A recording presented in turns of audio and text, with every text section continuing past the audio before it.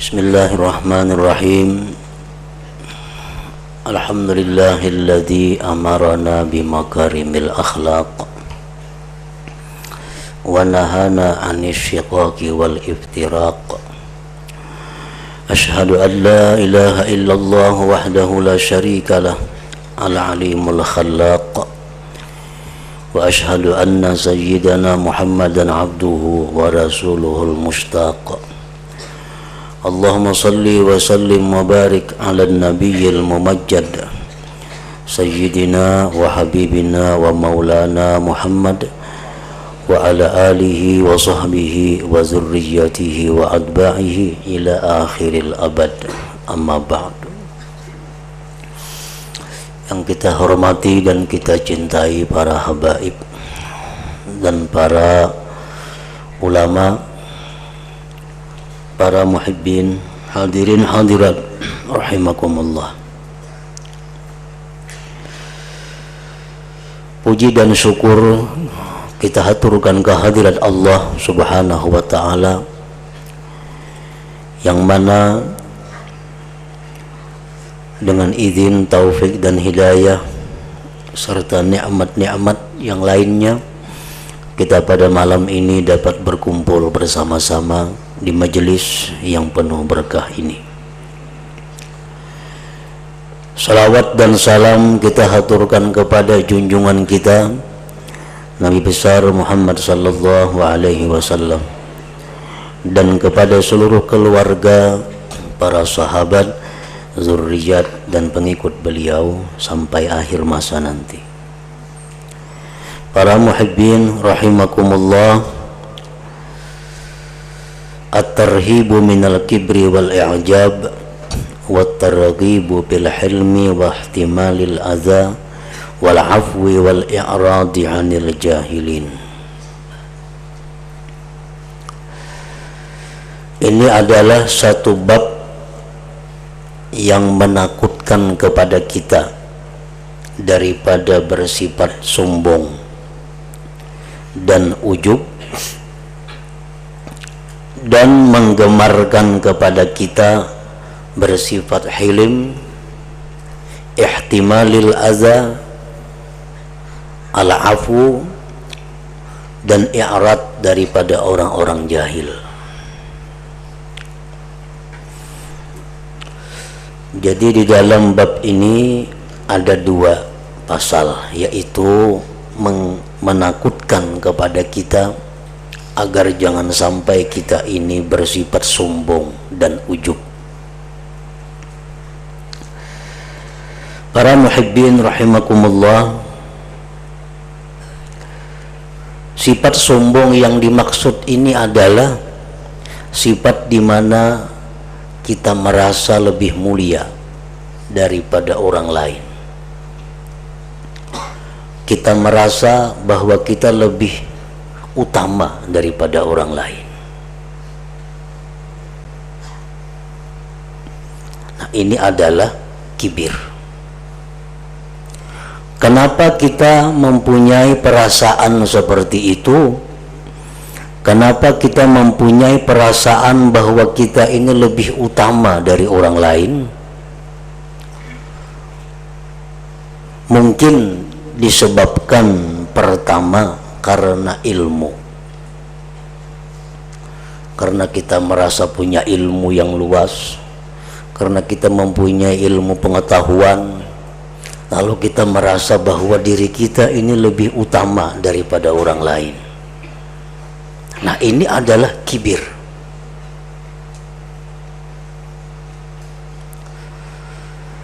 Perasaan lebih utama daripada orang lain itu bisa juga ditimbulkan akibat ibadah.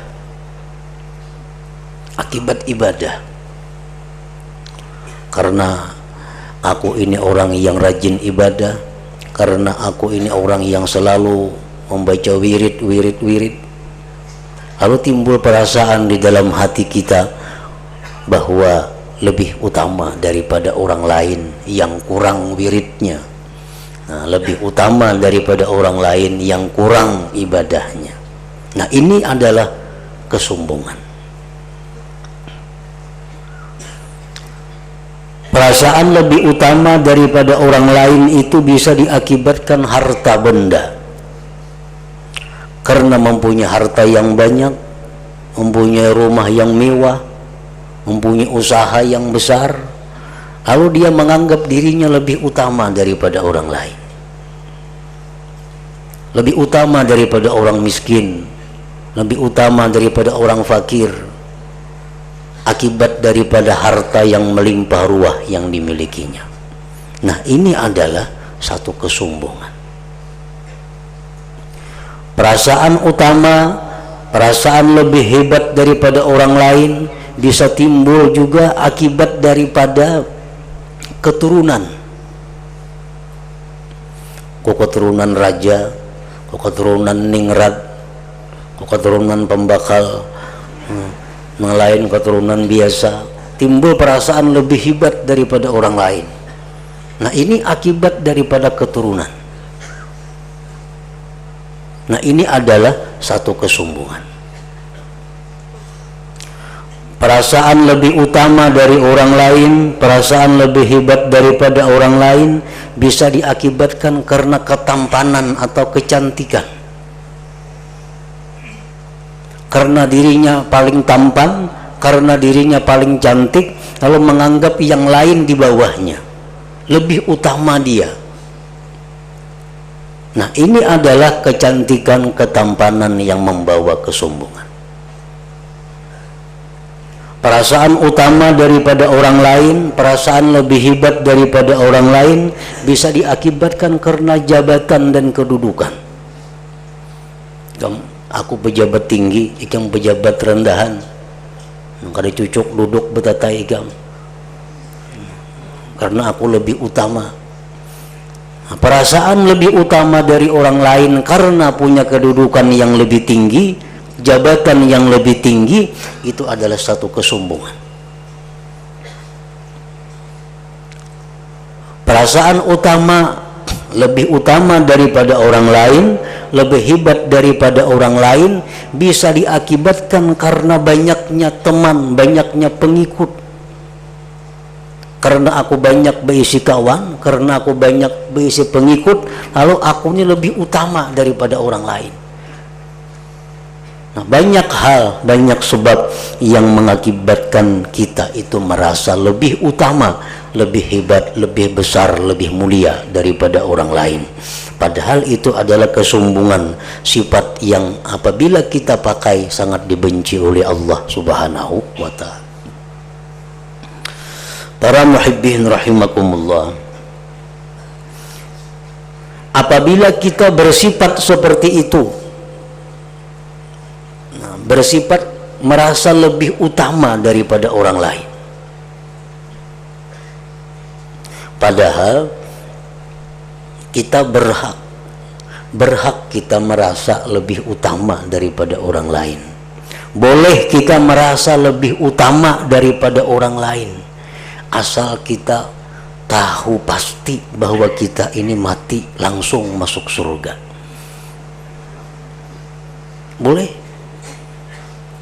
Kalau kita ini sudah tahu pasti bahwa kita ini adalah masuk surga, nah, berarti kita memang benar-benar mulia, benar-benar utama. Nah, selama kita belum tahu akibat daripada kita, apakah kita ini ahli jannah atau ahli nar, belum tahu, kada pantas kita merasa lebih utama daripada orang lain. Orang yang hidupnya kaya tapi ahli nar, orang yang hidupnya miskin tetapi dia ahlul jannah, ini lebih mulia.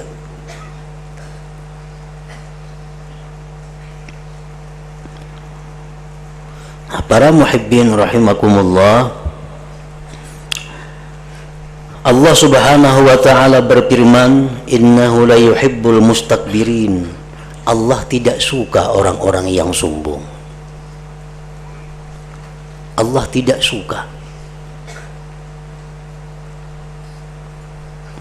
Bila mana Allah itu kada suka, ini banyak akibat-akibat yang diterima. Satu, kita akan sulit mendapatkan taufik dari Allah. Artinya apa? Kita akan selalu kesulitan untuk melakukan ibadah-ibadah, karena ibadah itu bersumber daripada taufik Allah. Nah, kalau kita ini tidak disukai oleh Allah, Allah kada senang lawan kita, kita akan sulit mendapatkan taufik dari Allah. Akibatnya malas beribadah. Akibatnya kada bisa istiqamah menjalankan ibadah. Nah, itu yang pertama, kalau kita sombong.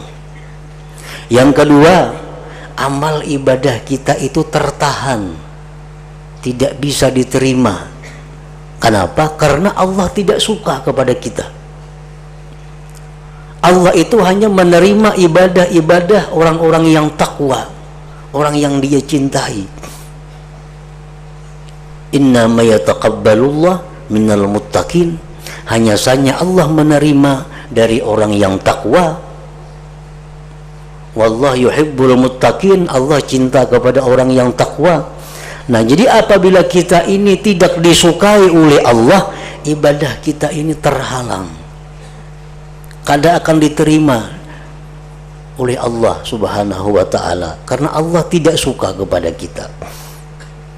Nah, innahu la yuhibbul mustakbirin, bahwa Allah tidak suka kepada orang yang sombong. Nah, para muhibbin rahimakumullah, sifat sombong itu adalah sifat yang tertanam di dalam diri manusia pada umumnya.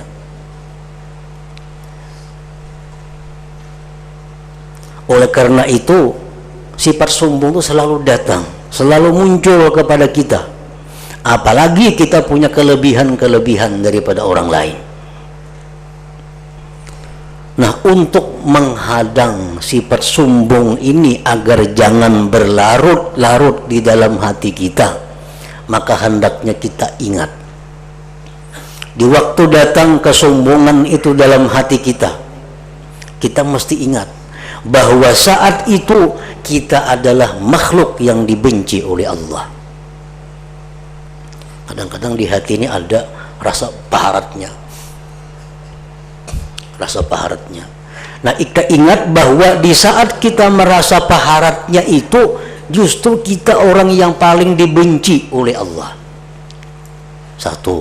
Yang kedua, andai kata kita mati saat itu, kita ke neraka. Yang ketiga, bahwa di saat kita merasa bahwa kita lebih utama dari orang lain, bahwa kita adalah satu tingkat dengan iblis. Artinya sapakawanan lawan iblis. Nah, barangkali ingat yang demikian itu dapat menghilangkan perasaan yang datang bahwa kita ini lebih utama daripada orang lain itu. Nah, para muhibbin rahimakumullah, Rasulullah sallallahu alaihi wasallam bersabda, man faraqad dunya wa huwa bari'un min thalath dakhala al-jannah min al-kibri wal khiyanah wad dain. Rasulullah bersabda, barang siapa yang meninggal dunia, barang siapa mati dan dia lepas daripada tiga hal, artinya mati kadang membawa tiga macam. Pertama, kesombongan. Makanya tadi rahatan merasa paharatnya itu, nah, rahatan merasa pahibatnya pada orang lain, mati, nah, berarti mati membawa kesombongan. Atau semalam inya ada merasa paharatnya pada orang lain, tapi inya kada tubat. Nah, sampai semalam merasakan itu, kada saling tubatan, mati berarti membawa kesombongan.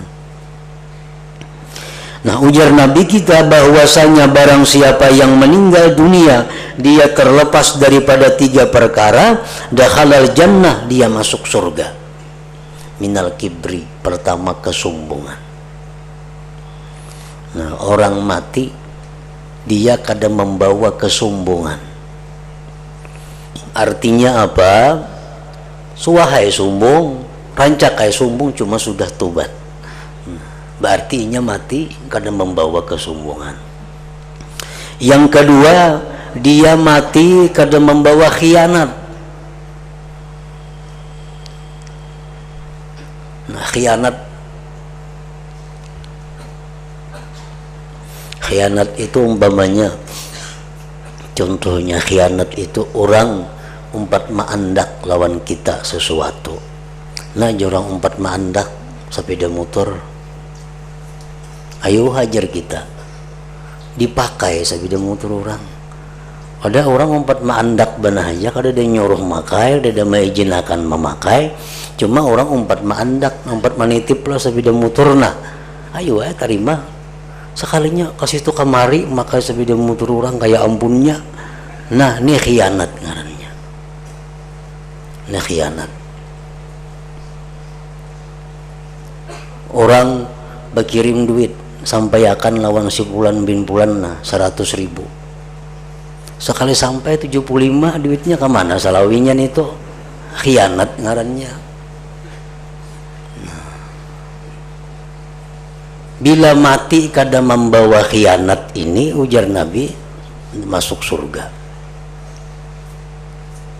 Kendaraan-kendaraan nang diamanati orang, ini segan dipakai ke sini, segan dipakai ke situ.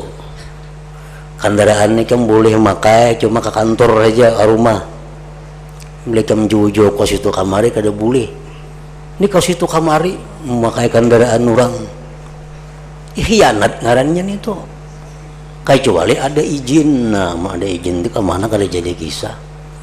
Kecuali ada izin itu boleh. Mungkin ada izin pun orang dipakai, itu ngarannya adalah khianat.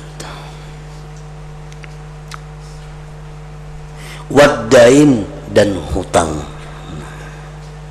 Mati kada membawa hutang, apalagi hutangnya berbunga, bah selamat sudah.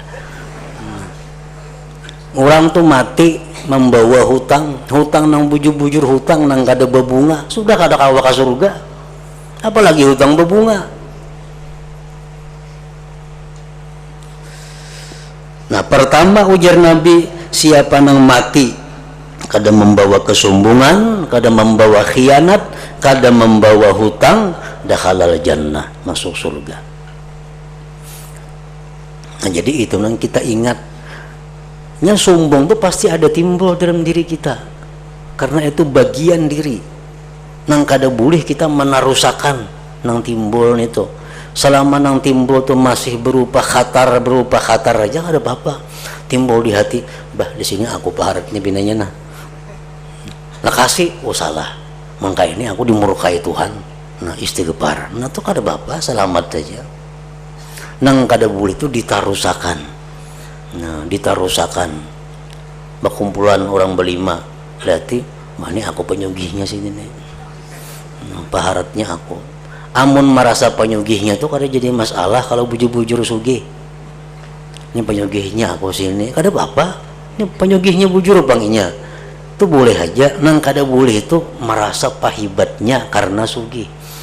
Nah, merasa paling hebat mulia karena inya sugih, itu nang kada boleh. Misalnya berlima nih seorang pembungasnya, ini aku pembungasnya pinanya nih, kada apa-apa pun bujur-bujur bungas, ayo hal pada bungas. Nah, kada jadi masalah. Cuma kalau merasa, oh aku ini paling hebat karena aku pembungasnya, nah ini nang jadi sombong ngarannya.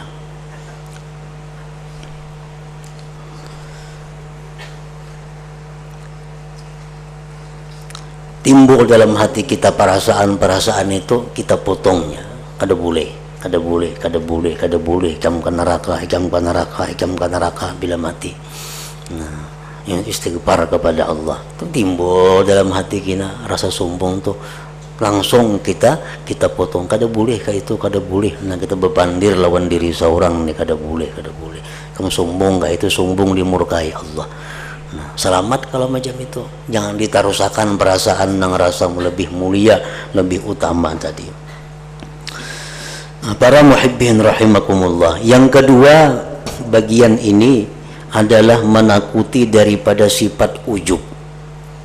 Sifat ujub itu merasa diri lebih, merasa diri hebat. Nah, kalau sombong tuh perlu ada orang lain, mutakabbar alaih ngarannya. artinya seorang nang ada orang lain nang dilebihi, itu sombong. Kalau ujub nih bisa terjadi saurangan kalau ada orang lain merasa baiknya aku, merasa mulianya aku, merasa banyaknya aku beribadat. Nah itu ujub. Maksudnya kan ada orang lain, nah tandingannya kada jadi masalah. Ujub tuh saurangan aja, banyak pana aku nih sudah beribadah, nah itu ujub ngarannya. Banyak pana aku sudah berzikir nih dalam hati nih perasaan, nah itu adalah ujub. Nah ini pun kada boleh juga. Karena apa? Karena kita itu kawaba ibadah banyak itu berkat pertolongan Allah. Nah, bukan kawa seorang, bukan bisa seorang kada, tapi karena kita banyak pertolongan Allah lalu kita bisa beribadah. Nah, jadi mesti ingat bila kita merasa banyaknya sudah aku ini baca Quran, nah ingat bahwa itu ditolong oleh Allah. Nah, kada ujub lagi ngarannya. Ujub adalah termasuk kabair, termasuk dosa yang besar. Para muhibbin rahimakumullah, disebutkan di dalam hikayat orang dahulu, mimman kana qablakum. Orang terdahulu ini dia beribadah di satu tempat selama 70 tahun siang dan malam. Pekerjaannya hanya berzikir kepada Allah. 70 tahun berzikir di tempat khalwatnya. Suatu hari orang ini berdoa kepada Allah. Berdoa, ya Allah, hamba minta kepada engkau ini. Kada dikabulkan Tuhan. Kada dikabulkan Tuhan. Padahal orang ini orang dekat dengan Allah, ahli ibadah. Berdoa pulang, doa nang sama. Hari berikutnya kada kabul pulang. Hari ketiga berdoa pulang, kada kabul pulang. Lalu si orang ini berpikir, amun doaku kada dikabulkan Tuhan, berarti aku ini jahat di sisi Allah, berarti aku ini hina di sisi Allah. Buktinya doa aku kada dikabulkan Tuhan, berarti aku ini kada terpandang di sisi Allah. Jakanya aku ini terpandang kepada Allah, doaku dikabulkan Allah. Nah, lalu orang ini didatangi oleh hatib, oleh suara. Suara itu mengatakan, wahai abid, wahai orang ahli ibadah, di waktu engkau merasa bahwa diri engkau itu hina di sisi Allah karena doa itu kada dikabulkan, perasaan seperti itu nilainya lebih besar daripada ibadah kamu sepanjang hidup kamu. Pahalanya tuh ganal pada beribadah yang 70 tahun itu. Hanya sekadar perasaan di hati, berarti aku nih hina di sisi Allah, napa doa aku nih kada kabul. Nah tumat bener tuh. Seapa ada? Di situ merasakan kehinaan dirinya, merasakan bahwa dirinya nih kada punya harga di sisi Allah. Jakanya aku nih berharga di sisi Allah, doaku kabul. Ini doaku 3 hari kada kabul, berarti aku nih uyuh.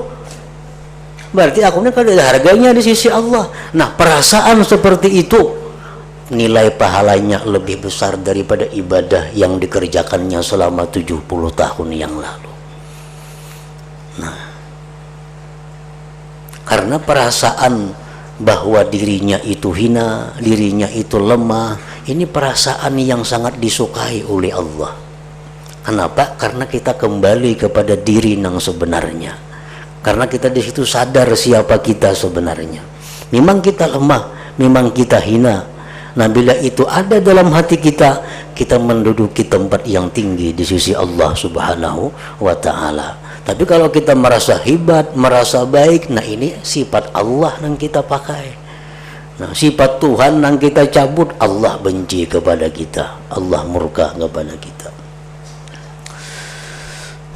Nah, kemudian pasal yang kedua dalam bab ini adalah menggemarkan kita pel hilmi pada hilim. Hilim ini lebih tinggi daripada qazmul ghaiz, menahan marah. Menahan marah itu sudah bagus. Kalau kita diapa orang, dianiaya orang, marah, kita tahan marah kita, itu sudah bagus. Kalau hilim ini a'la min kazmil ghaiz, lebih tinggi. Hilim ini kada marah. Orang ma'aniaya kada ada lagi rasa sarik. Nah itu kan hilim, lebih tinggi daripada menahan marah. Menahan marah itu sudah bagus, sudah dipuji oleh Allah. Tapi kalau hilim lebih lagi. Nah di sini digemarkan agar kita mampu bersifat hilim itu, walaupun tingkatannya macam-macam. Kita ada kawa bersifat hilim cuma sekian persennya, ada yang bersifat hilim sekian persennya. Maksudnya apa? Kalau kita duit dicuntan orang 10.000 rupiah, kita kawa aja mungkin hilim, kada sarik. Ada usaha menahan marah, memang kada sarik. Duit misal dicuntan orang, duitnya 10.000, kada apa-apa, kada jengkel, kada kecewa, kada sarik, kau haja hilim. Dicuntan orang 1 juta, bisa berubah hilimnya itu. Nah, jadi persenan hilim itu hingga 10.000, kita kau berisi, untung juga ada. Untung juga ada. Kalau rokok sebungkus diambil kawan, kada apa-apa, hilim aja. Hilim aja. Nah, ingat situ artinya kita punya hilim. Wahtimalil adza, dan menanggung gangguan-gangguan. Ini dipuji. Pokoknya kita berisi rumah. Tatai rumah kita orang mula pabrik bani, gedugur siang guring kada karuan, apa baranai aja. Nah, membahas kada, demo kada, apa kada. Ayo pabrik orang jalan. Nah ini ihtimalul adza. Ini sifat yang dipuji oleh Allah. Baik itu bunyi-bunyian, baik itu penciuman, baik itu penglihatan, apakah nang kada nyaman. Nah kita kawa menahan, kada mengeritik, kada membahas, apalagi sarik, itu ngarannya ihtimalul adza. Wal afwi, yang ketiga memaafkan. Yang keempat wal i'rad anil jahilin, berpaling daripada orang-orang jahil. Qala Allah Ta'ala, firman Allah Ta'ala, tilkad darul akhiratu naj'aluha lil ladzina la yuriduna 'uluwan fil ardi wala fasada wal 'aqibatu lil muttaqin. Tilkad darul akhirah ail jannah, bermula itu surga, kami jadikan, ujar Tuhan, untuk mereka-mereka yang tidak menghendaki ketinggian di muka bumi. Maksudnya orang-orang nang sombong. Surga itu kami jadikan untuk orang yang tidak sombong di muka bumi. Wala fasada, dan yang tidak menghendaki kerusakan di muka bumi. Artinya kerusakan itu maksiat. Wal akibatu lil muttaqin, dan akibat yang baik yaitu surga tadi lil muttaqin, untuk orang-orang yang takwa kepada Allah Subhanahu wa taala. Wa qala ta'ala, wa la tus'ir khaddaka lin nasi wa la tamshi fil ardi maraha innallaha la yuhibbu kulla mukhtalin fakhur. Janganlah kau palingkan pipi engkau bagi manusia, dan janganlah kau berjalan di muka bumi dalam keadaan sombong. Sesungguhnya Allah tidak suka orang yang berlinggang jalannya dalam keadaan angkuh dan sombong. Wa an Ibnu Mas'ud radhiyallahu anhu anin Nabi sallallahu alaihi wasallam qala la yadkhulul jannata man kana fi qalbihi mithqalu dzarratin min kibrin. Ujar Nabi kita sallallahu alaihi wasallam, tidak masuk surga orang yang ada di dalam hatinya seberat zarrah daripada sombong. Nah ini hadis ini kita andak di dalam hati. Bila timbul kesombongan, nah ingat tuh, jangan Nabi kada masuk surga ikang mau nangka ini buat apa? Karena timbul pulang ngerasa paharatnya, ingat pulang kada masuk surga ikang belum macam ini. Nah dalam hati ini berandak hadis ini tuh. Faqala rajulun, berkata seorang laki-laki, innar rajula yuhibbu ayyakuna thawbuhu hasana wa na'luhu hasana. Ujar seseorang laki-laki, wahai Rasulullah, ada orang nang katuju saraba baik, pakaian harus baik, sandalnya harus baik. Kayak apa itu?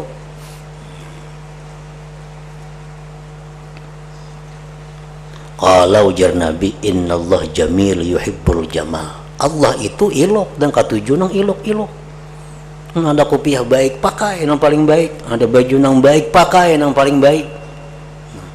Allah katuju itu. Karena kada identik, kada mesti orang nang baik itu sombong, kada tentu.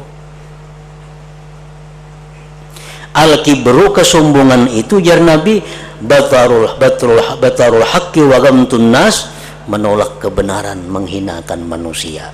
Nah, itu adalah buah daripada kesombongan. Karena inya merasa lebih utama dari orang lain, ditagur orangnya kada makai. Karena inya merasa dirinya lebih daripada menagur itu. Nah, wa ghamtun nas, dan menghinakan manusia, meremehkan manusia. Jadi kesombongan itu bukan di pakaian. Bukan di pakaian letaknya kesombongan. Tapi kesombongan itu ada dalam hati. Yang akibatnya apa? Menolak yang benar dan menghinakan manusia. Itu sombong. Rawahu Muslim. Wa qala ta'ala, wal kazimin al ghaiza wal 'afina 'anil nas wallahu yuhibbul muhsinin. Dan orang-orang yang mampu menahan marah, wal 'afina 'anil nas, memaafkan dari manusia. Allah cinta kepada orang-orang yang berbuat kebaikan. Nah, artinya apa? Orang yang mampu menahan marah itu orang yang berbuat baik. Orang yang memaafkan orang lain, orang yang berbuat baik. Allah cinta kepada mereka. Nah, maka bila Allah cinta lawan seseorang itu, taufik selalu datang kepadanya.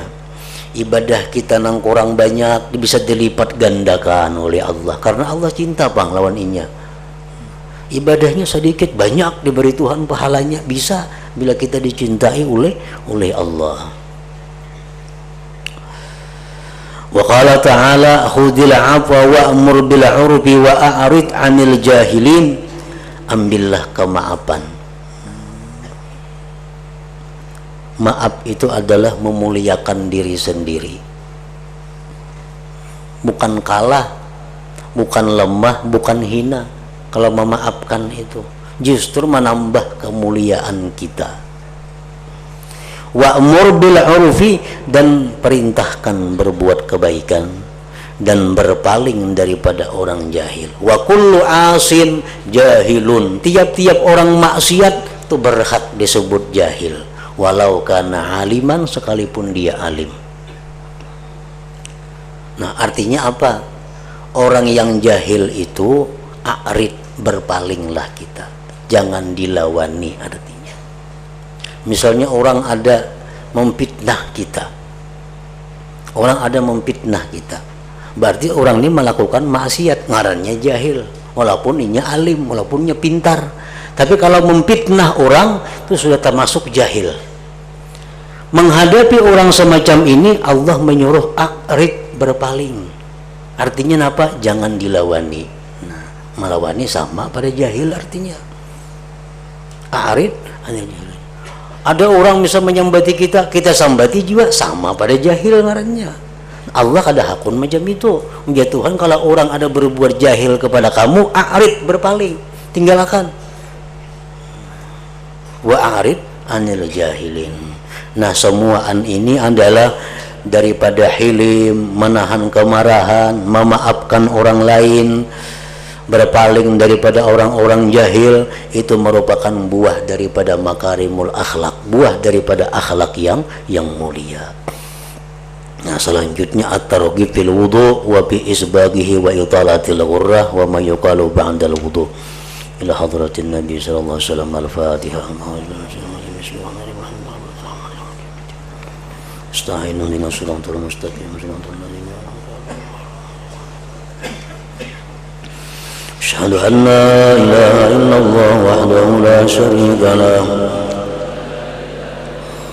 wa وأشهد أن سيدنا محمدا عبده ورسوله لا إله إلا الله أستغفر الله لا إله إلا الله نستغفر الله لا إله إلا الله نستغفر الله لا إله إلا الله ونتوب إلى الله لا إله إلا الله محمد رسول الله صلى الله عليه وسلم فيا أيها الراجون منه شفاعة صلوا عليه وسلموا تسليما